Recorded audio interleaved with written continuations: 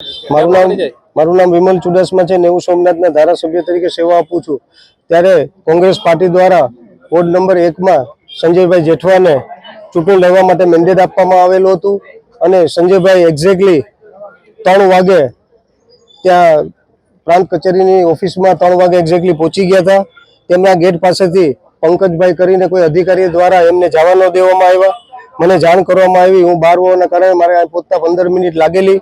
ત્યારે અમે મુખ્ય ચૂંટણી અધિકારી પ્રાંત અધિકારીને જાણ કરવામાં આવી। ત્યારે પંકજભાઈ પ્રાંત અધિકારી સામે કીધેલું કે ભાઈ આ ભાઈ છે એ 3 વાગે આવેલા, 3 વાગે ને 1 મિનિટે પહોંચેલા હતા। ત્યારે અમે પ્રાંત અધિકારીને કીધું કે જો 3 મિનિટ અને 1 વાગે પહોંચેલા હોય તો તમારી પાસે સીસીટીવી ફૂટેજ હોય કે કેમેરા તમે રાખો છો ચૂંટણી પંચ અધિકારી, એ જો કેમેરાનો અમને ફૂટેજ બતાવો તો અમે અમારે ફોર્મ ભરવાની કઈ જરૂર નથી। પણ મને ચોક્કસ એવી રીતે લાગી રહ્યું છે, ચોક્કસ કોંગ્રેસ પાર્ટી ઉપર ભારતીય જનતા પાર્ટીના ઈશારે આવા અધિકારી પંકજભાઈ જેવા અધિકારી દ્વારા રોકવામાં આવતા હોય। સવારની ફરિયાદ એમની આવતી હતી કે પંકજભાઈ અને બીજા જે ભારતીય જનતા પાર્ટીના એજન્ટ બની રહ્યા છે, કારણ કે સતત 5 વર્ષથી ભારતીય જનતા પાર્ટી દ્વારા એ નગરપાલિકા હોય કે તાલુકા પંચાયત હોય કે જિલ્લા પંચાયત હોય એમાં 0% કામગીરી કરવામાં આવી છે, સંપૂર્ણ નિષ્ફળ રહ્યા છે।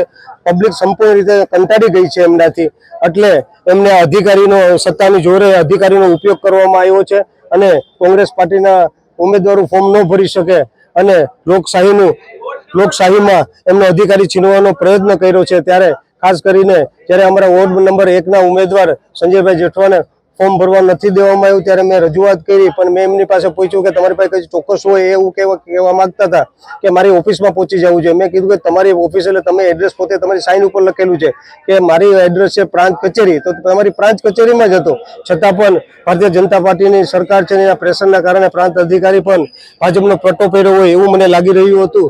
અને એમને મેં એમને કીધું કે તમે આ ફોર્મ સ્વીકારો અને તમે તપાસ કરો, તમે તપાસ કરીને જો એક સમયસર ન આપો તો રદ કરી નાખજો અને એનો હક અધિકાર છે તો એમનું ફોર્મ સ્વીકારવામાં આવે। છતાં પણ એમને ફોર્મ ન લેવામાં આવે ત્યારે અમે ઉચ્ચ કક્ષાએ કલેક્ટરને રજૂઆત કરશું, ઉપર ચૂંટણી પંચ અધિકારી ગાંધીનગરને પણ રજૂઆત કરવાના છે। અધિકારીઓની જે કામગીરીને અત્યારે લાગી રહ્યું છે કે ભારતીય જનતા પાર્ટી કરતા જે અત્યારે ઉમેદવાર આ અધિકારીઓ બની રહ્યા છે, મને તો એવું લાગે કે અધિકારી પોતે જ ઉમેદવાર બની અને ભારતીય જનતા પાર્ટીનો પટ્ટો પહેરી અને ચૂંટણી લડવા નીકળ્યા છે, જેનાથી આજે ઉમેદવાર બીજા છે એ એમને જીતી જાય અને અત્યારે સંપૂર્ણ ઉમેદવાર કરતા ભારતીય જનતા પાર્ટીના ઉમેદવાર કરતા અધિકારીઓને વધારે ચિંતા છે એમને જીતાડવા માટે। પણ પ્રજા ખૂબ ઓળખી ગઈ છે, એમની કામગીરી જોઈ છે। તમને વેરાવળ નગરપાલિકામાં તો જે કામગીરી અને તાલુકા હોય કે જિલ્લામાં હોય આટલો મોટો ભ્રષ્ટાચાર જોયો છે કે લોકો કંટાળી ગઈ છે અને સંપૂર્ણ જે અમારા ઉમેદવાર છે એના સંપૂર્ણ કોંગ્રેસ સાથે રહેશે અને આ બધાને ત્યારે ખુલ્લા પાડવામાં આવશે અને કોંગ્રેસનો વિજય થશે। વિમલભાઈ, આ એક ઉમેદવારને વાત કરતા વેરાવળના 11 વોર્ડમાંથી કેટલા લોકોએ ફોર્મ રજૂ કર્યા છે?